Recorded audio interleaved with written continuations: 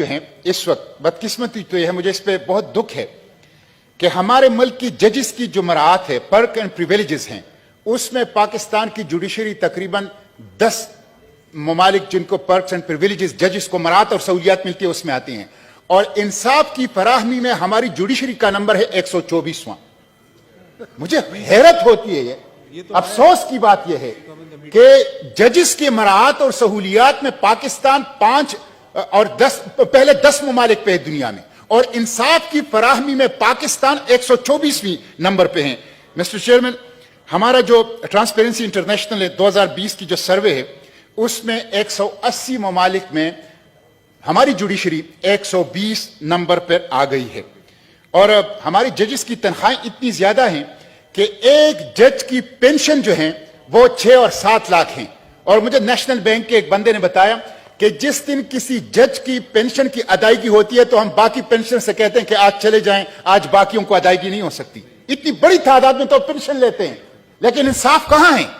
مراعات ہے, سہولیات ہیں, تنخواہیں ہیں, پینشن ہیں, پروٹوکول ہیں, لیکن 2.1 ملین پینڈنسی ہے اور کوئی انصاف لوگوں کو نہیں مل رہا. اور سپریم کورٹ کا اور اعلیٰ عدالتوں کا دروازہ وہ سونے کی چابی سے کھلتا ہے. جس کے پاس سونے کی چابی نہیں ہے اس کو عدالت تک رسائی ممکن نہیں ہے. انصاف خاص طبقے تک محدود ہے. غریب عوام پاکستان کی عدالتوں سے, انصاف سے وہ محروم ہے. مسٹر چیئرمین, جج صاحبان کہتے ہیں کہ کوئی سیکرٹ کاؤ نہیں ہے, کوئی سیکرٹ کاؤ نہیں, کوئی مقدس گائے نہیں ہے. لیکن میں جج صاحبان سے پوچھتا ہوں, جب یہ پینڈنسی ہے, جب آپ لوگوں کی کارکردگی یہ ہے, تو کیا کنٹمپٹ آف کورٹ کی آڑ میں آپ لوگ سیکرٹ کاؤ تو نہیں بنے ہوئے؟ کنٹمپٹ آف کورٹ کی آڑ میں, توہین عدالت کی آڑ میں کیا ہمارے اعلیٰ عدلیہ اور ہمارے جسٹس صاحبان وہ خود سیکرٹ کاؤ تو نہیں بنے؟ اگر ان کا کوئی اکاؤنٹیبلٹی کا نظام ہے, اگر کوئی ان کا خود احتسابی کا نظام ہے, اگر ان کی خود کوئی جائزہ اور پرفارمنس کو گیج کرنے کا نظام ہے, تو پھر 2.1 ملین مقدمات پاکستان کی عدالتوں میں کیوں ہیں؟ اس لیے مسٹر چیئرمین, یہ ایک بہت بڑا ایشو ہے, اور مجھے تو حیرت ہے. میں جج صاحبان سے کہتا ہوں, آپ لوگ سیاست میں تو ملوث ہوتے ہو, آئے دن واقعات آتے ہیں, جیسے آج بھی ہمارے سینیٹر تارڑ صاحب نے ایک بات کی. آپ لوگ جو ہیں بہت سے ایشو کے اوپر سوموٹو چیزیں تو لیتے ہیں, لیکن یہ انصاف کی فراہمی کے اوپر آپ ڈیم بناتے ہیں, اور مختلف چیزوں کے اوپر جو آپ کا کام ہی نہیں ہے اس کی طرف جاتے ہیں. لیکن جو آپ کا بنیادی کام ہے پاکستان کے عوام کو انصاف فراہم کرنا, اس انصاف کی فراہمی ابھی تک کیوں ممکن نہیں ہو سکی ہے؟ اور دن بدن پاکستان میں یہ پینڈنسی جو ہے وہ کیوں بڑھ رہا ہے؟ کون سا مافیا ہے جس کو عدالتوں نے پکڑا ہے؟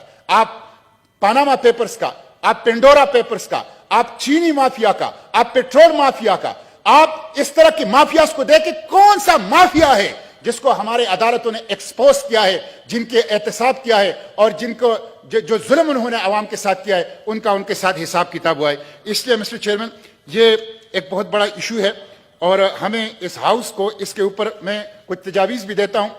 جیسے کہ میں ہر چیز, ایک تو یہ ہے کہ یہ جو خالی اسامیاں ہیں اس کو پوری طور پر پر کیا جائے, فوری طور پر پر کیا جائے. 10 منٹ مجھے بولنے کا میرے خیال میں حق ہے اپنے موشن کے اوپر. پلیز آپ بولیں جی, پلیز.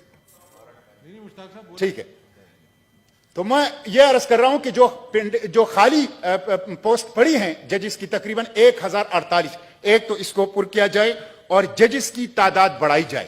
ججز کی تنخواہوں کو آدھا کر کے ان سے آدھے نئے ججز بھرتی کیے جائے. اتنے جو پاکستان کے خزانے کا بات کی ہے غفور حیدری صاحب, سینیٹر صاحب نے, کہ خزانہ کے اندر پیسے نہیں ہیں, جو اتنی بڑی بڑی تنخواہیں لے رہے ہیں, تو ان تنخواہوں کو آدھا کریں اور اس سے آدھے اتنے مزید جو ہیں ججز جو ہیں وہ بھرتی کیا جائیں. سیکنڈ شفٹ شروع کی جائے, سیکنڈ شفٹ شروع کی جائے. ویڈیو لنک اور ٹیکنالوجی کا استعمال کیا جائے تاکہ اس کے ذریعے سے لوگوں کو انصاف کی فراہمی سے, اور لیگل میٹرز کے اوپر ججز کی ٹریننگ کی جائے. اتنے کمزور فیصلے, خود ہمیں اس کا تجربہ ہوتا ہے, مشاہدہ ہوتا ہے کہ لیگل میٹرز کے اوپر ججز کی گرفت نہیں ہے, ان کی ٹریننگ لیگل میٹرز کے اوپر تاکہ بہتر فیصلے آئیں اور کم وقت میں آئیں. اور اسی طرح جو بار کونسل ایکٹ ہے جس میں وکلا پیش نہیں ہوتے, اس کے لیے کوئی تعداد متعین کی جائے تاکہ کیسز جو ہیں وہ پرولونگ نہ ہوں اور انصاف کی فراہمی سے لوگوں کو اس کو محروم نہ رکھا جا سکے. اس لیے مسٹر چیئرمین, لوگ بھوکے رہ سکتے ہیں, لوگ नंगे पांव रह सकते हैं, लोग अपने दूसरे हुकूक के ऊपर भी कंप्रोमाइज कर सकते हैं, लेकिन इंसाफ के बगैर कोई नहीं रह सकता। इंसाफ नहीं होगा तो बदअमनी होगी, इंसाफ नहीं होगा तो इस्तिराब होगा, इंसाफ नहीं होगा तो तबकाती तकसीम होगी, इंसाफ नहीं होगा तो एक रूलिंग इलीट इस्तेहसाल करेगी, एक्सप्लॉयटेशन करेगी। इस्तेहसाली तबका वो इस्तेहसाल करेगा अवाम का। इसलिए इंसाफ की फराहमी बुनियादी चीज है, बाकी चीजों का नंबर उसके बाद आता है। तो उसके लिए हमें कलेक्टिवली कुछ एफर्ट्स करनी चाहिए ताकि हम अपने अवाम को कम से कम इंसाफ फराहम कर सकें। बहुत